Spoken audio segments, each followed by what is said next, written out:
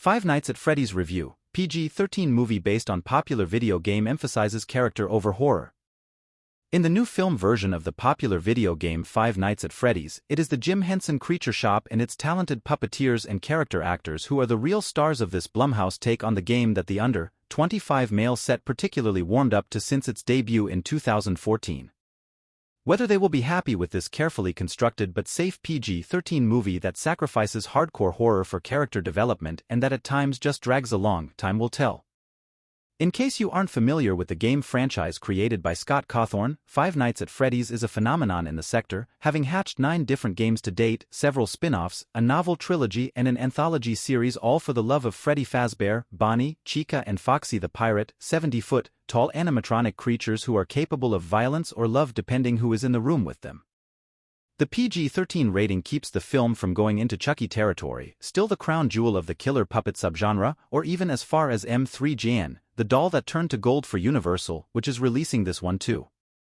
Young fans are going to find that Cawthon, who co-wrote the screenplay with Seth Cuddeback and director Emma Tammy, is more interested in the psychological terrors of its main character Mike than any visceral horror that ventures into Saw territory. Example, the pre-credit sequence, set at the deserted Freddy Fazbear's Pizzeria, intimates the grisly death of a security guard, but doesn't show it.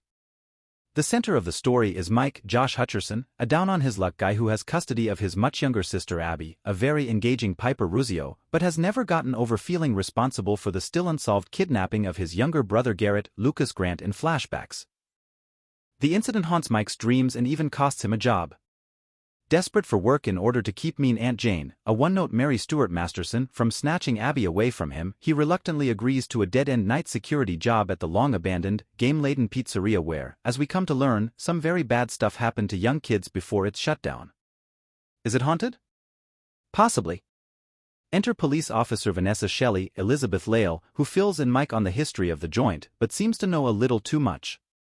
She shows him the star attractions of a band made up of these lovable 7-foot-tall creatures who perform 80s tunes and still seem to have their parts in working order.